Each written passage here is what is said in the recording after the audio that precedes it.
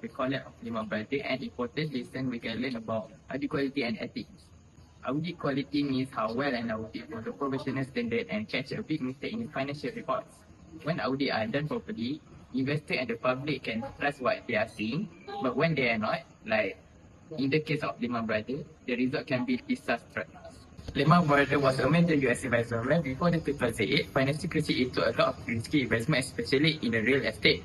To hide its growing debt, the company used a trick called Repo 1005 to temporarily remove $1 billion for its balance sheet. This removal was hidden from the public, even though the auditor Ernst and Young knew about it. The failure in oversight led to the Lehman bankruptcy in 2008 with over $600 billion in debt, causing the global panic. It wasn't a business failure, it showed how weak the auditing and poor ethics can shake the entire system. Today, I would like to present about an overview of the collapse of Lehman Brothers, a key event in the global financial crisis of 2007-2009. Lehman Brothers was a 164-year-old investment bank and fourth largest in the US market value. On September 15, 2008, it filed for Chapter 11 bankruptcy, making it the largest bankruptcy in the US history. This event exposed serious vulnerability in the financial system. Lehman collapse was largely driven by its high-risk strategy.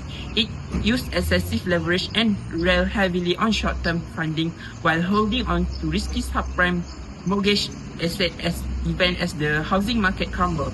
Instead of selling off those assets, Lehman kept them on its books, increasing exposure and losses. Lehman Brothers collapsed in 2008, and what caused it? Lehman failed because it took too many risks and hid its debt using sometimes called it Repo 1005. This made the company look better than it really was. According to experts, this was a trick to move debt off the balance sheet before reports were shared. The editor and yet didn't stop them. They didn't question the Repo 105 deals or check if they followed account growth. Because of this, people lost trust in Lehman's financial report. In 2008, the financial world reeled from the collapse of Lehman Brothers, a 160-year-old titan with over $600 billion of assets, crumbled overnight. How did such a robust institution collapse so rapidly? Central to the inquiry would be Lehman's auditor, Ernst and Young. Auditors are supposed to uphold financial transparency, yet Lehman's extensively used Repo 105, an accounting loophole to temporarily remove billions of its liabilities from its balance sheet before reporting. This presented an illusion of financial stability. By 2008, about $50 billion are being concealed from public view. EY knew about Repo 105, but failed to act or challenge the accounting treatment of demand full disclosure from Lehman Brothers.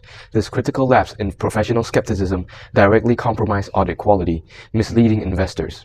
This exposed EY to significant legal repercussions, leading to a $10 million settlement. EY's 7-year-long tenure and $150 million in fees from Lehman raised questions about its independence. Such financial reliance likely diminished objective scrutiny. As seen with Enron's auditor Arthur Andersen, compromised independence can profoundly lead to financial misinterpretation.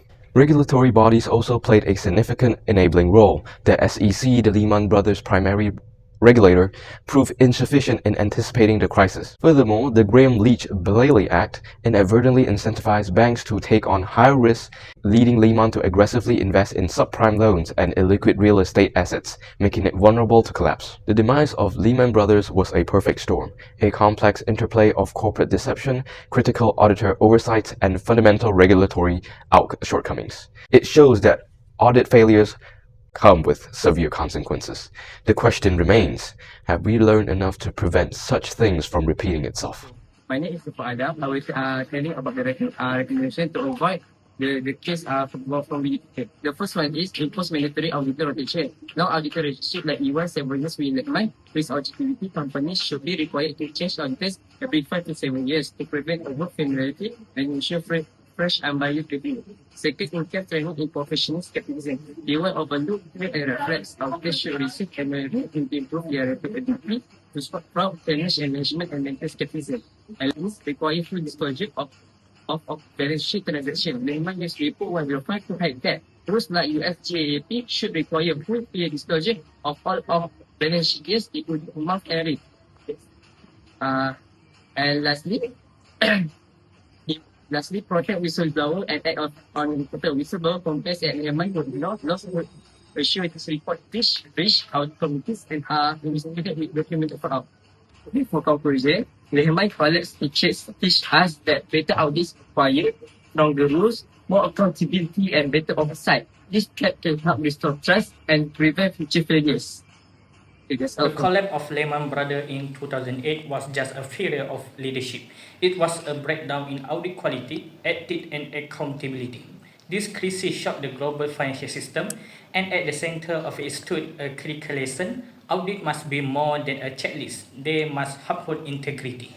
Ernst and Young, the auditing firm responsible for Lehman, failed to challenge the company's questionable accounting tactics. Through tactical legal, these practices distorted the real financial state of the company. The auditor lacked the professional skepticism required, and their long-standing relationship with Lehman undermined their objective. This case teaches us that audit quality is just about following rules. It's about a commitment to transparency, independence, and a public trust. The fallout from Lehman collapse show how ethical lapse, even without outright fraud, can trigger massive consequences. Legal action when taken, but the real message is clear: we need systematic changes. To prevent other financial disasters, we must enforce strong regulatory control, implement mandatory auditor rotation, and ensure that advice and audit roles remain separate. Most importantly, we need auditors who are well trained, independent, and committed to ethical standards.